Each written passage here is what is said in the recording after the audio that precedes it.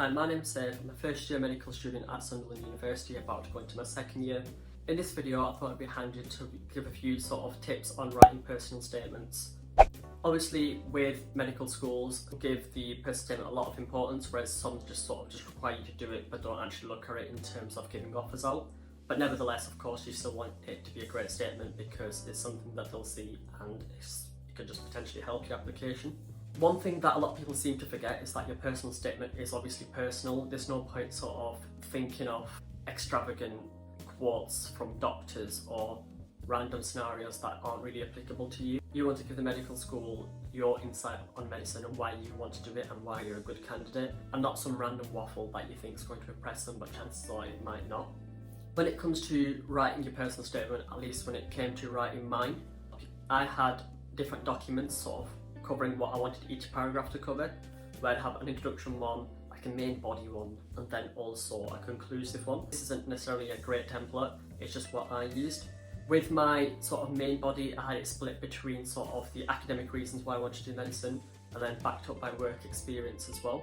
Then I came back and forth with these, made them a lot more better, and from that I made my conclusion. Interestingly, I actually made my introduction last, though again, there's no particular reason why I did that. I just found that starting with my work experience was a good starting point because I didn't really know how to start like an introduction, but with work experience I knew what I had done, and pretty much the same for academics as well. And then from that I was able to look back and write an introduction and also come up with a conclusion. Having written my first draft, I went through it personally a few times. I went through a lot of drafts, sharing it with family members and university or sixth form staff members as well to look at. That way you can get a bit more specialist sort of knowledge.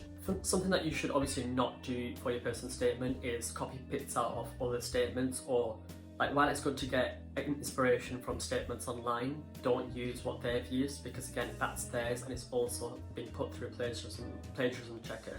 So if you get flagged up on that, it will detriment your chances of getting into university. Make it personal, realistic, make it show to the medical school why you think you're a great candidate for medicine. Have your reasons backed up with work experience, have your reasons backed up by sort of your skills and how they can be applied to medical school as well. If you're over 18, it's a bit more easier to get work experience, though if you are under 18, understandably it's a bit more difficult.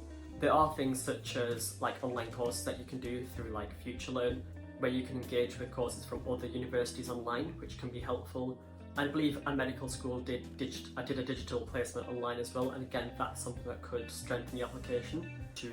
And universities do understand that when you're under the age of 18 it's more difficult to get work experience in a healthcare setting. But if you can work your way around that and find other ways of sort of gaining an insight in medicine, then that'll be really good. Quick tip, while this video just gives quick tips on the personal statement, I'll make a future video giving more depth advice and potentially showing my personal statement as well. I hope this video has been insightful, and if you have any questions on personal statement writing, just pop up in the comments and I'll give them a look. Thank you.